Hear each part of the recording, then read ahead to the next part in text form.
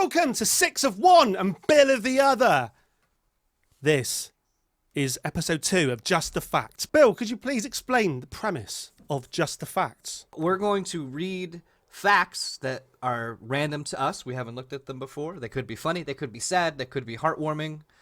We don't know. We thought it'd be fun to go through these and just react in real time. And if you like them, let us know.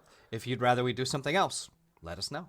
I had a quip, but it was so rude that I thought I'd better not say it. Those vibes are offending an angel right now. In the it sounds Kepler like 5 system. What awful thing are you gonna say now? Nothing. No. I was just gonna say it sounds like an Annie Lennox song offending the angels, but it doesn't really make any sense. That kind of does make sense. Imagine Annie Lennox in here now. Short blonde hair. Offending an angel. Ah!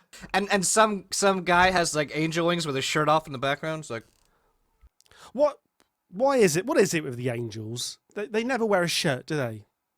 Is it too hard to cut the holes in the back for the wings?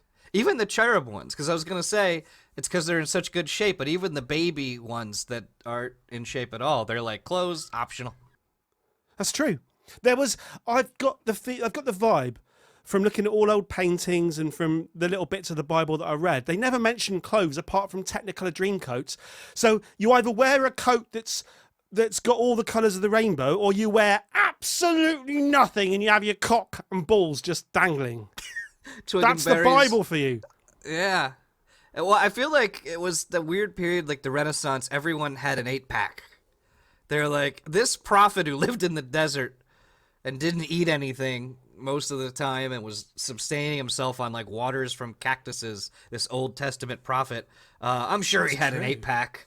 And like it was he doing P90X in between the Sermon on the Mount? Michelangelo's David, right? I went to see that's in the Victoria and Albert Museum now. It's like, weirdly, it's about like, it's 30 feet high, which is a bit odd because, David was fighting Goliath, wasn't he?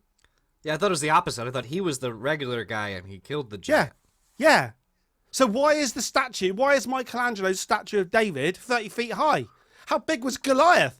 And how arrogant is this guy that they're going to make a statue of him? He can't even put on a pair of trousers. In 1973, Keith Moon, the drummer for rock band The Who, passed out in the middle of a show. A random guy from the audience named Scott Halpin walked on stage and filled in on drums to finish the show. I know of that fact. Keith just passed out and the brother of Jim from The Office took over drums and did a better job. In fact, Really? It's said that the animal out of the Muppet Show is based on the performance that Scott Halpin gave that night. That's not true, is it? See, that's why I shouldn't ask you questions while I'm scrolling. I'm trying to pick it up another That's not true, is it? No. What was his name again? Scott Halpin. Scott Halpin, or better known as Animal. Yeah. All right, I'm bringing this up here. Animal from the Muppets. He was based on Scott Halpin's performance from that night. I don't know if you knew this, but Steven Tyler was the inspiration for Miss Piggy. Nice. All right, where are we? Oh, I've always had a thing for Miss Piggy. You did, really? My favourite photograph in the world is the picture of Alice Cooper with Miss Piggy, which I'll put on the screen now. And for those listening, just imagine Alice Cooper stood next to Miss Piggy. It's easy.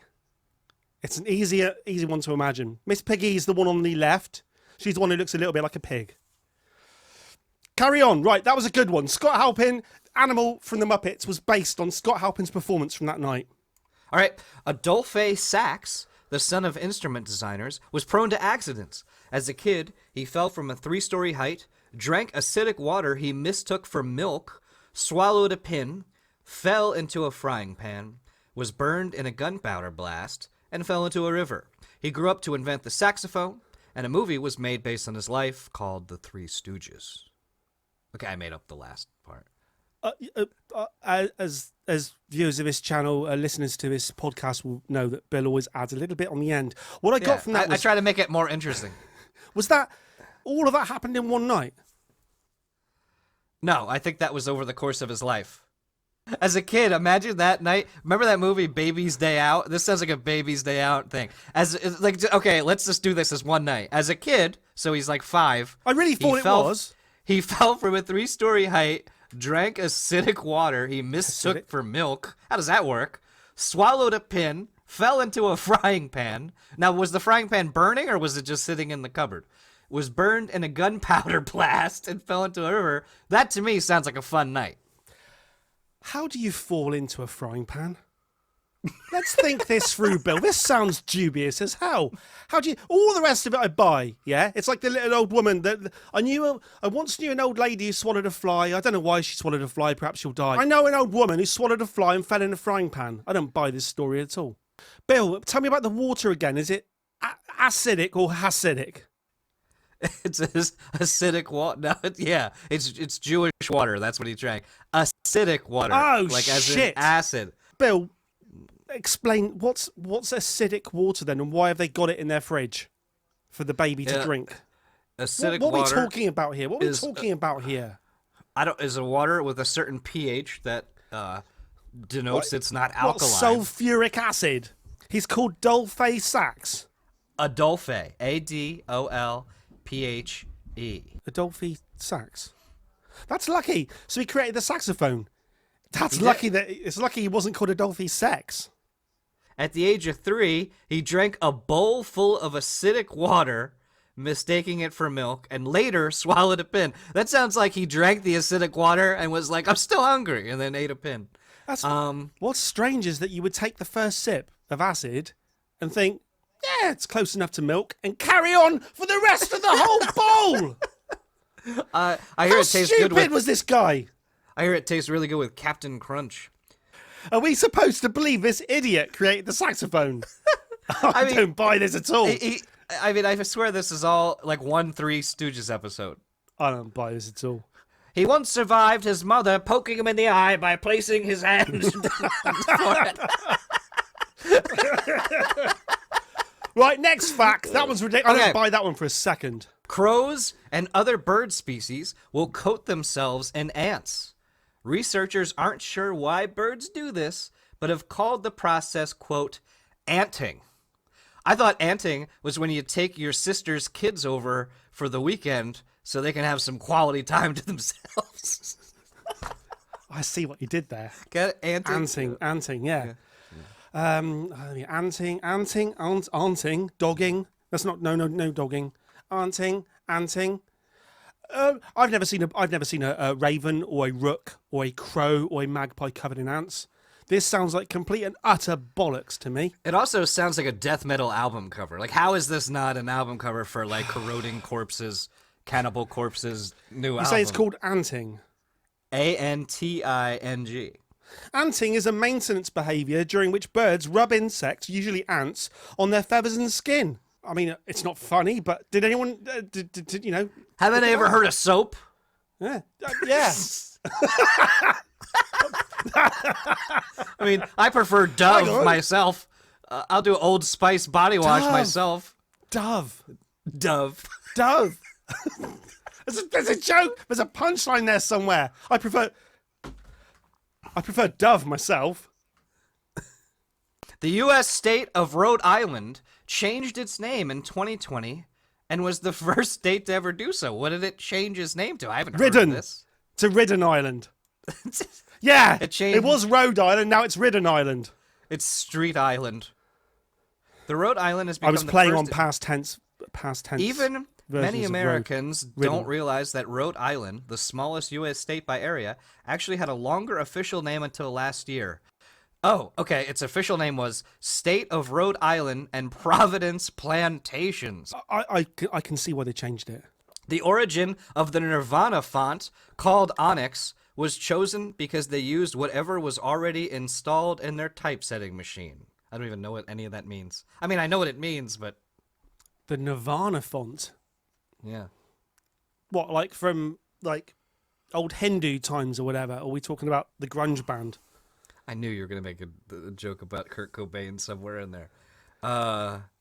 I guess they were referring to old Hindu, like, being one with the universe. No, I genuinely assume that they mean the typeface of Nevermind. Have I got that completely wrong? I just find it weird that, like, people, like, in corporations go, okay, Nirvana means a sense with oneness in the universe. How could we change that to a font? Like, It has to be. Weird... That fact has to be the font of the cover of a Nirvana album, doesn't it? Because they can't. How can there have been a font? Oh my God, no! You're right. How can there have been a font for like the word Nirvana? Oh, my joke is ruined. You're right. Oh, One of the many primary accomplishments of montage of Heck documentary. I thought you'd make a joke about Kurt Cobain there somehow. That aired on HBO was reminded of how much when Bleach was released, remarkably, one of the most decisions was what the logo would look like. You're 100% right. And they just went with whatever was currently on Word, Times New Roman. The most dangerous animal in Australia is horses. Of course is. Horse, of course. 7.7 deaths a year, followed by cows, then dogs. I was told that if you ever go to Australia, look out for rows of dangerous cows. Look, we know look, we've seen. Oh, you're from around here, mate. Hey, you're from around here, are you, mate? We know this is Bill. We know this is bollocks, right? We've seen the way kangaroos can kick. Yeah, we know from the last episode that scorpions go into your slippers, and we know there's the huntsman spider, the most vicious creature on the face of the earth. There's no way that a horse. If I went to Australia tomorrow, I'm not fearing the horse, mate. Toilet paper wasn't splinter free until the 1930s. Is that a fact, or you just made that up? Yes. No, I just didn't come up with that. That's a fact. That's a fact. Wow. What were they making it out of? Like, just literally planks of wood? Well, I mean, if it has splinter, I guess they weren't making it out of the lead. Wow. Let's take a look here. All the ways we've wiped the history of toilet paper and what came before. Why didn't they just use something softer? Like, you'd have thought the first person who sells the first roll of toilet paper that gives you a splinter up your arse. Seashells. Are you going back for more? Oh, I've got a splinter up my arse. Right? I'm not using that. I'm not using that roll again. The most famous example of ancient toilet paper comes from the Roman world during the 1st century AD, and Seneca's story about the gladiator who killed himself by going into a toilet and shoving the communal sponge on a stick down his throat. Song titles can't be copyrighted. You can legally title a song Bohemian Rhapsody, Stairway to Heaven, Smells Like Teen Spirit, or any other used song title. Yeah. That sounds a bit odd to me. If we released a song called Smells Like Teen Spirit, I think we're being sued by by Mr. Grohl or somebody. Don't you? Not if it doesn't sound like that's what they're saying. If it doesn't. So if you're saying like if we release a song called, what's the most litigious rock band? Oh, the Eagles. The Eagles. Don Henley. If we released a song called Hotel California, you don't think that Don Henley's suing our ass? That's all about asses again. You don't think that Don Henley is suing us straight away? I think Don Henley is putting that sponge with a stick right down your throat. If you're doing it. Fancy right. if you did want to kill yourself, right? Back in the Roman days. Yeah, that's not a way I would There's pick. so many better ways to do it. Yeah. Why would you pick the excrement of 1,000 people? What do they clean the sponge with? Yeah, but to be honest, when you're doing gladiator matches, you don't sit around and go, "Give me the brightest guy." You're right. We're gonna fight lions. I'll take the smart one. You're right. I didn't think of that. You're talking. So the biggest idiot. Do you know what he did? Right. He went into that communal bathroom toilet area. He put the stick down his throat. And then he went and invented the saxophone. This is the sort of idiocy we're talking about. According to a 2009 study, the oldest words in the English language include I, we, who, to, three. all of which date back tens of thousands of years. The discovery was made by tracking the divergence of ancestral words into different languages with an IBM supercomputer. Just by saying IBM supercomputer, I'm like, did they do this in the 80s? Because that sounds like that old yellow computer with the green screen that you used back in the day. And they were like, the computer's like, ancient people said we a lot. And you're like, fascinating. That's fascinating. Hey, want a fun fact? 2 and 3. They said that shit for years. You know what the damn ancient people sat around? They said shit like 2, 3, and who? That's what I was going to say. Can you just repeat? Can you repeat? That's what you made my joke for me, but I was going to say, no, it's good. Can you repeat that list of words that were used? Yeah. We, right. Who? How far are we getting with this conversation? 2 I and we 3. two. I we two. Who? 3. 3. I like that they don't. Two. I. I like that there's an I, but there's no concept for 1. They just skipped to 2 or 3. Them ancient people, they ain't saying 1. They just go for 2 and 3. They skip 1 all the way. They say, who, me? Because I can't say 1. So you had to trade in units of 2 or 3, or the ancient Sumerians didn't know what you were talking about. Yeah, I don't know if I buy that fact either. 1 really is the loneliest number in ancient Sumeria because they didn't say that shit. They just said 2 and 3. If we were on the Euphrates River, down by the Tigris and Euphrates in ancient Mesopotamia, I wouldn't know what the you were talking about right now.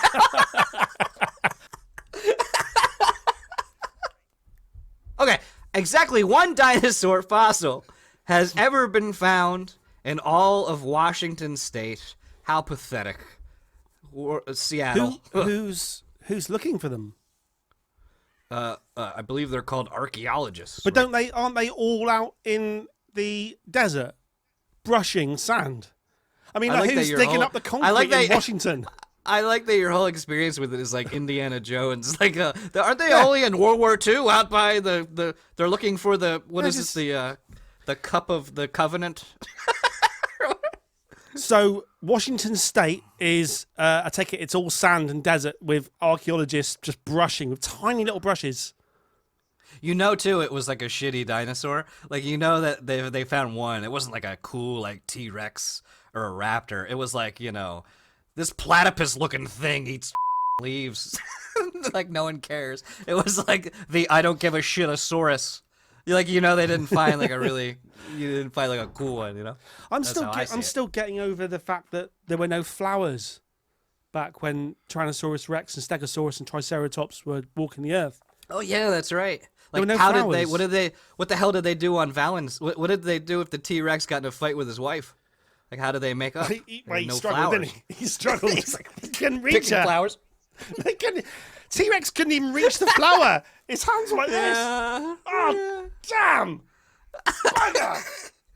I need a 6 meter tall flower.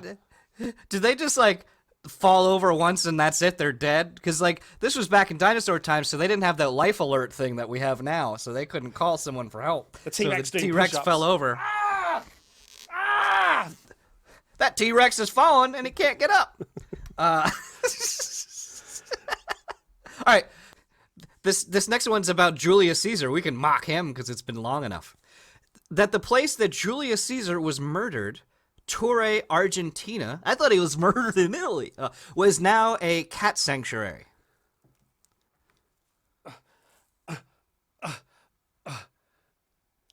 Oh, cat protection. Hey, ready? Et tu, Mr. Sprinkles? Did you get that? Come on, et tu, Mr. Sprinkles? I wish he was still alive so I could tell him how much I like his dressing. The next Roman Caesar was Proctolus Ranch. No. Proctolus Vinaigrette. They also make there's little ones that make pizza in America. There's little Caesars. Hang on. Oh, there's lots written about him. It seems like he was quite an important person. From what I've been told. Assassination. It doesn't mention anything about him being in Argentina.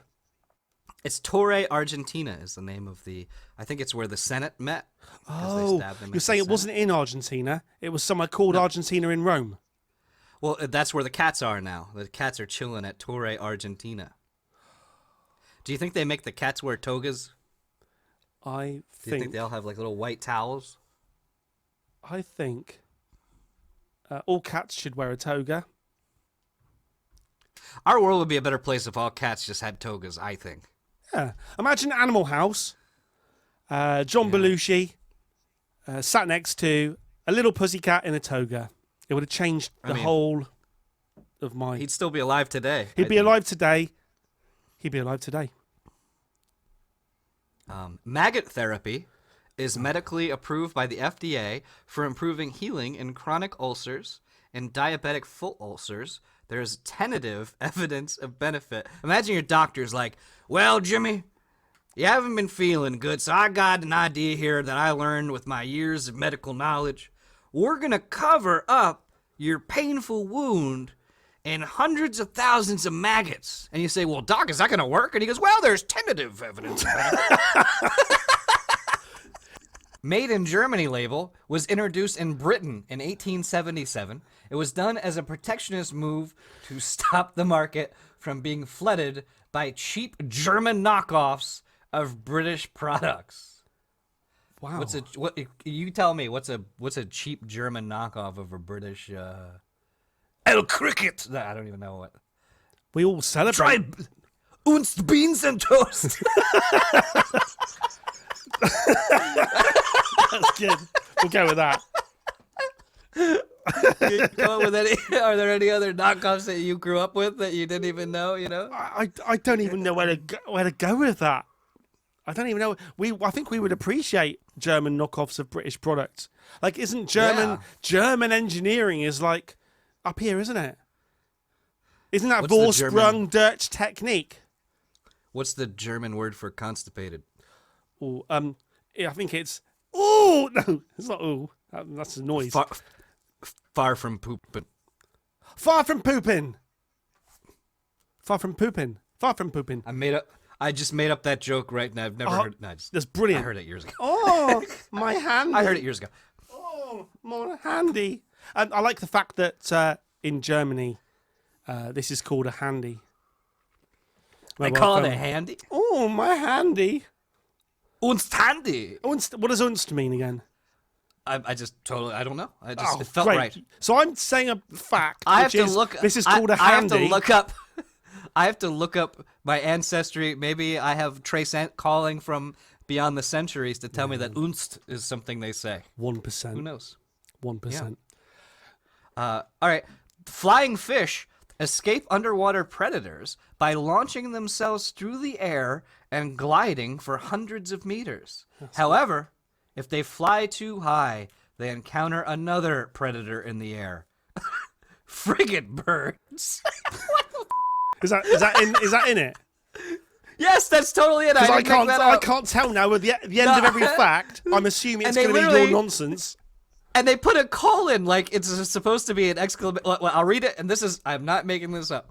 Flying fish escape underwater predators by launching themselves through the air and gliding for hundreds of meters. However, if they fly too high, they encounter another predator in the air. Frigate birds.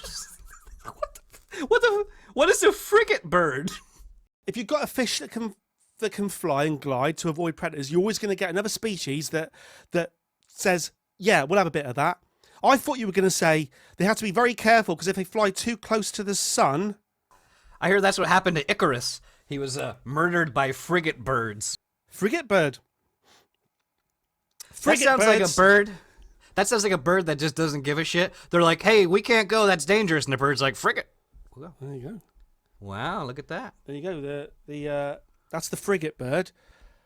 And in the 1980s, they used to be known as the frigate birds, but they changed it because it was too offensive.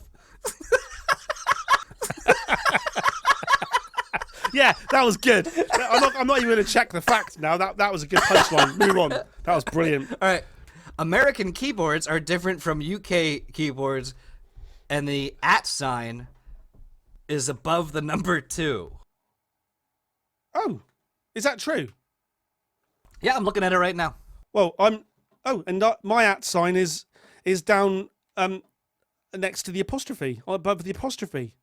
I've got. Hang on. I've got diddles. I call them. What do you call those? Diddles.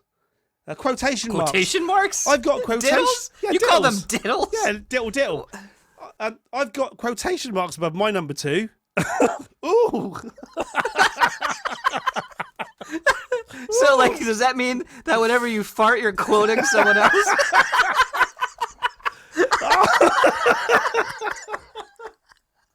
Like, you fart, and then you say, "Said Joe." Oh, that's brilliant. Whenever I take... Wow, I'm going to say... does that mean when you fart, you're quoting someone? When you're taking a shit? That's brilliant. Hang on, what's above... Hang on. What's above your... Hang on. Your quotation marks above your single apostrophe, then? Yes. That makes sense to correct. put it there. Why, Yeah. why is mine up And there? then we have... Do you also... we have a semicolon below our colon. Do we have that? Oh, there's a fart joke there. Ooh. Number 2 is in colon. I like that we're both old men and we have the sense of humor of my 6-year-old. I'm still loving... He discovered the word booty, and he just says that all the time. Like, I'll pick him up and he'll like slap my butt and he'll go, "I hit your booty," and he thinks it's hilarious. I'm still... To be frank, it is quite funny. Oh, come on, it is funny. It's funny. I mean, I don't think the Germans don't find farts and poos and poo-poos and shits and wee funny. But in England, all of our humour, every single bit of it, Monty Python, all of it, it's all based around farting. I just imagine a bunch of Germans like sitting at this huge like outdoor event, and there's a guy on stage and he just lets out like a fart, and none of them, they just like deadpan it, and one guy's just like, "Uns disgusting."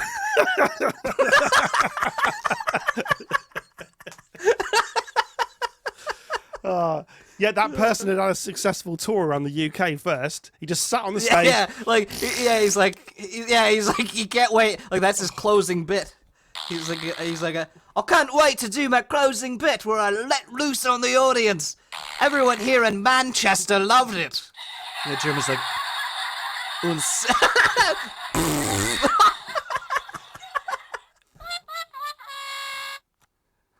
Hey, here's another one for you. Ready? Turtles climb trees. Come on, you just made that one up, yeah? That's true. There's one turtle. There's one turtle. I've never caught one in the midst of it, though. There's one turtle that can climb a tree, isn't there? Just one species of turtle that can climb a tree. It's not turtles in general. There's one species of turtle that can climb a tree. Turtle's head. Turtle's head? Oh, Jesus. What? I'm just writing Shakespeare. I'm writing Shakespeare here. Oh, I thought we talked about. Please don't do that again. I thought we had a whole band meeting about this. Quotation marks above your number 2. I never thought about that before. Writing the Shakespeare in the toilet. The Beatles toured North America in 1964, playing 32 shows at 26 different venues in just 33 days. During the tour, they made about $1 million, which would be about $7.5 million today. And you can't buy me love, number 6. You can't do it. That's all I could come up with. That's a bad reference. See, they've said that. They sing about "Can't buy me love." Can't buy me love. You can, I think. Take $1 million, inflation makes it better.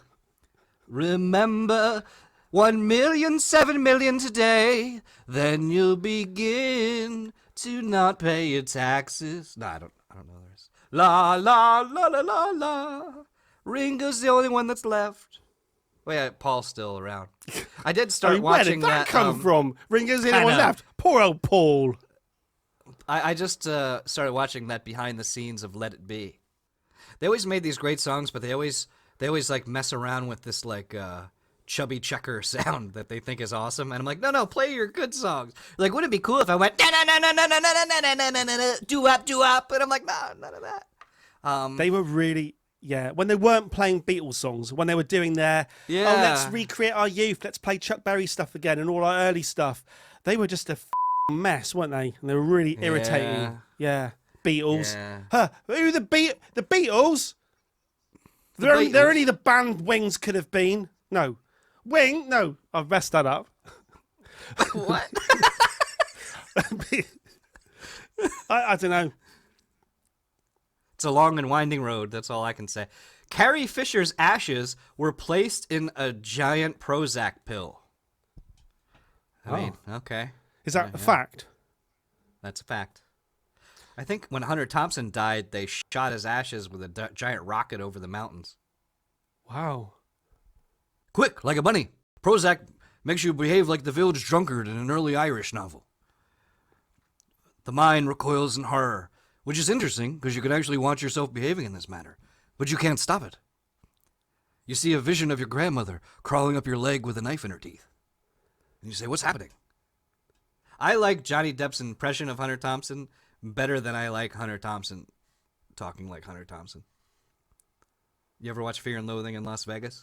You can judge by the reaction. Do you know what? About 10 years ago, you told me that you liked Fear and Loathing in Las Vegas, right? Love that movie. Yeah. So I bought it on DVD. Okay. And it still exists. Still exists to this day, still in a shrink wrap. I never opened it. You gotta watch it. I never opened it's it. So good. I've never seen it. And I looked at... One of the guys, the founding members of Monty Python, directed it. Yeah, and you still haven't watched it.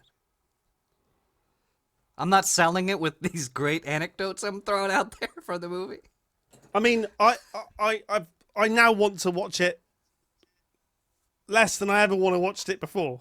I still use with my kids, like if I'm trying to rush them, I go, quick, like a bunny.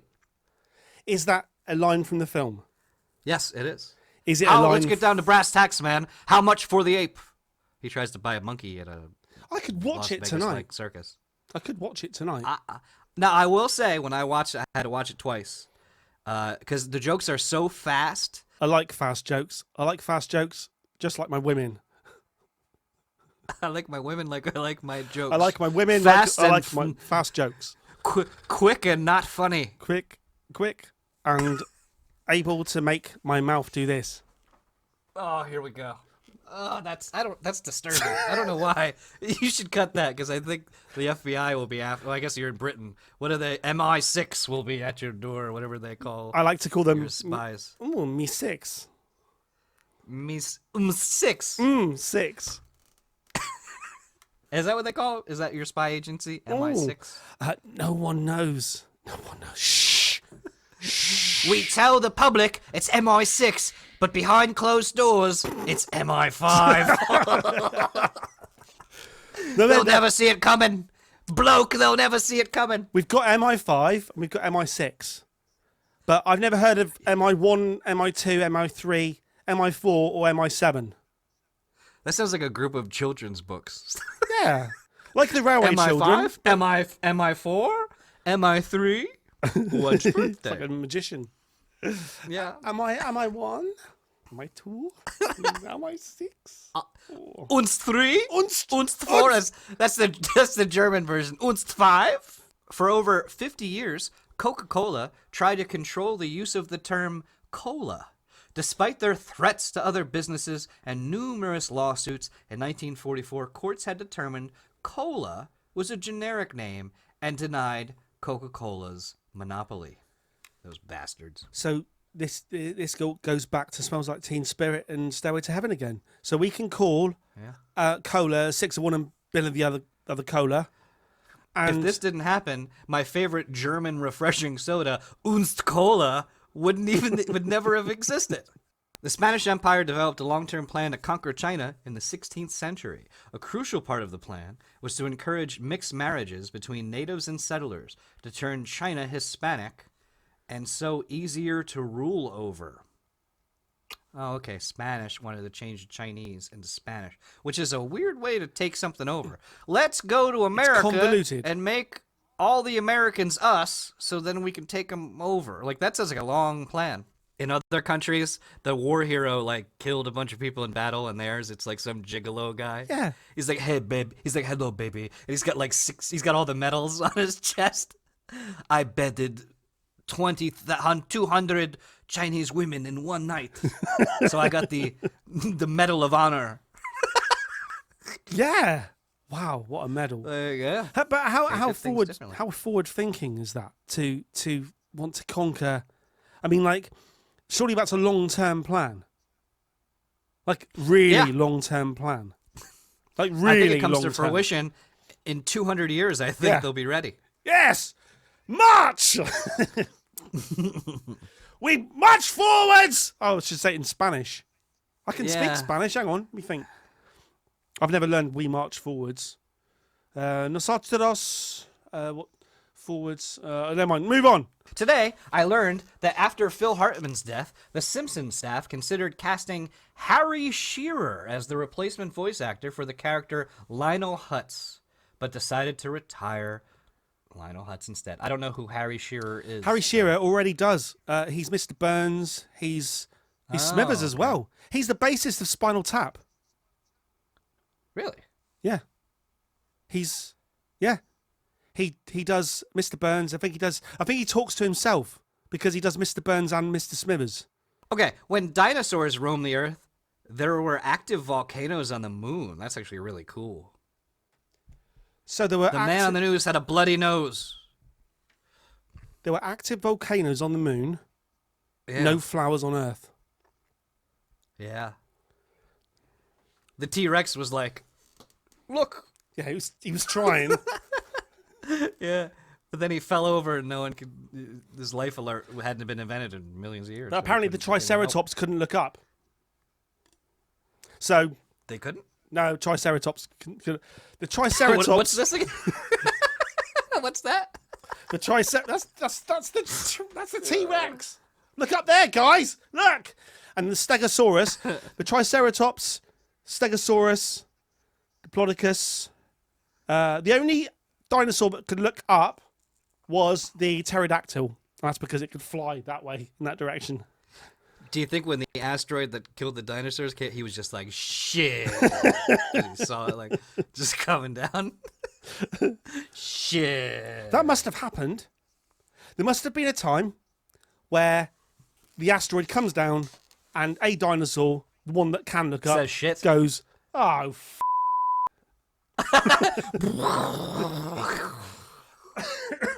That's going to be us someday, or our great-grandkids.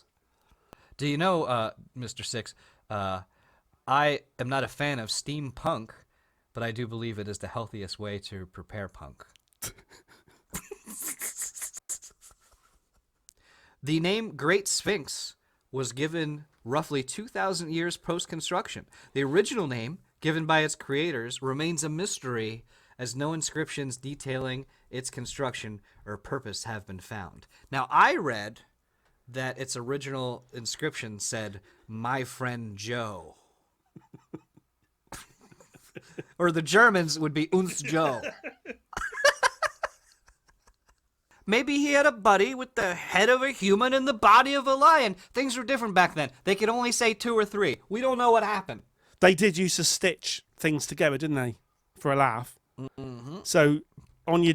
See that guy? We stitched a lion's body to his freaking head! And all the Egyptians are like, ah! Comedy back then was much more brutal. Please welcome Ramses! Hi, everybody! See this guy? Look at his body! He's a lion! That would still work today, Now I'm going to fart. Now I'm going to fart for my closing bit. In 1863, a professor named William Henry Perkin was trying to formulate a cure for malaria, but instead, he inadvertently created the first commercialized synthetic dye. He's like, all right, I got good news. Your son's dying, all right? I got some good news, and I got some bad news. I don't know why I made him Southern. The bad news is this shit ain't going to help his malaria one freaking bit. The good news is I can make purple. That's that old joke where the doctor goes, "I got good news and bad news," and he goes, "What's the bad news? We had to amputate both your legs. What's the good news? We sold your shoes."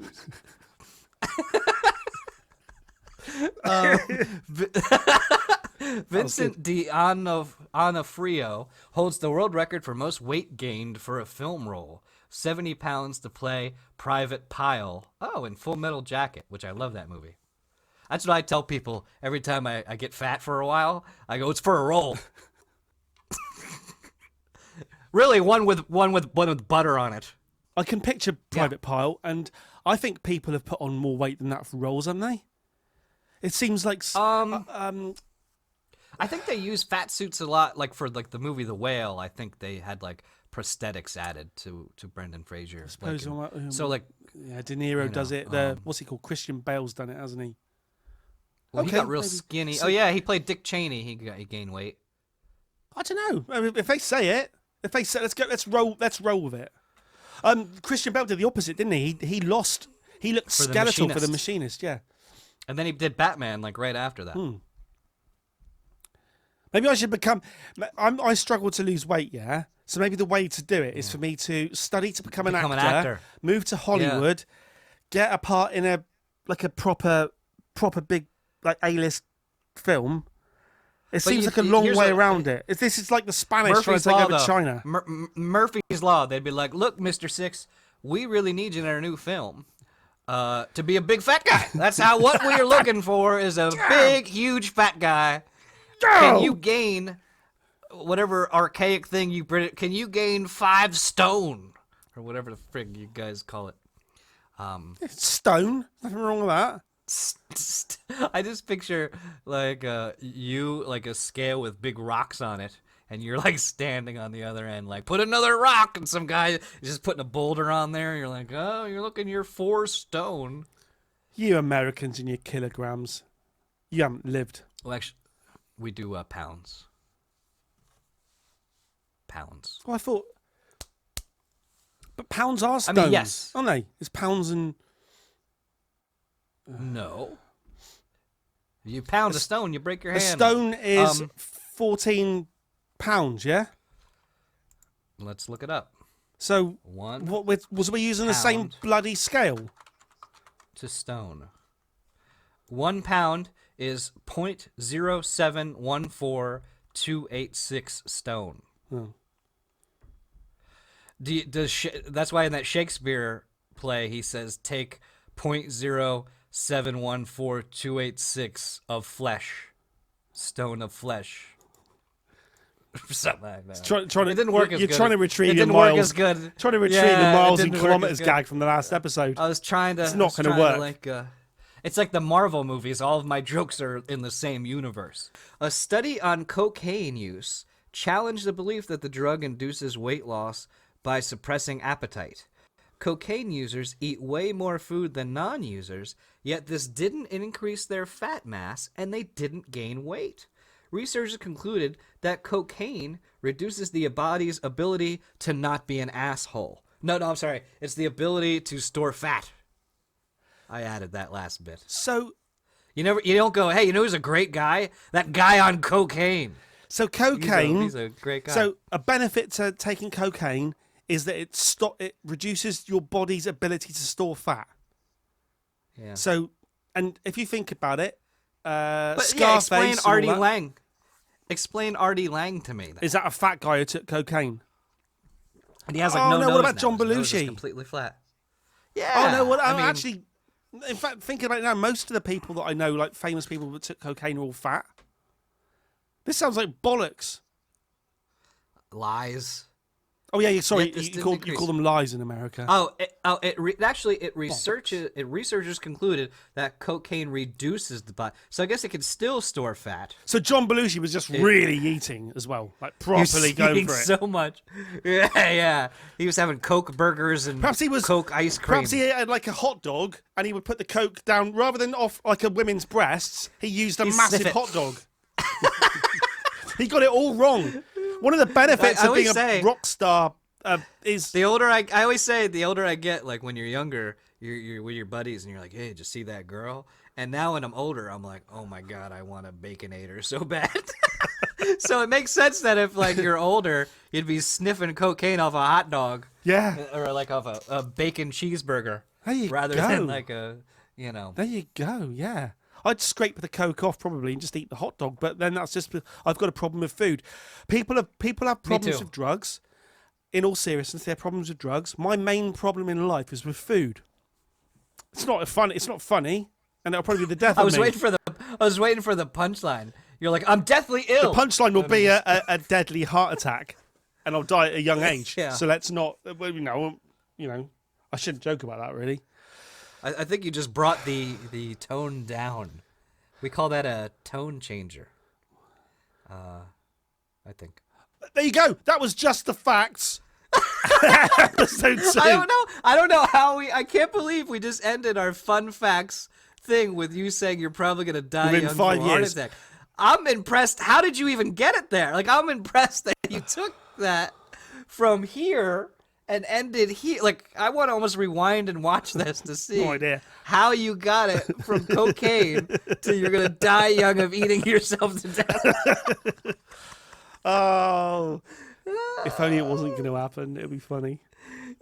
You're like, oh, that Joe Spinks joke, and I'm like, I'm thinking of ending things.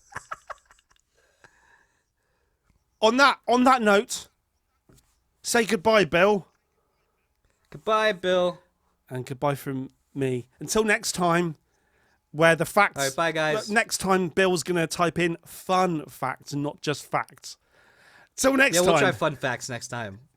Over and Out.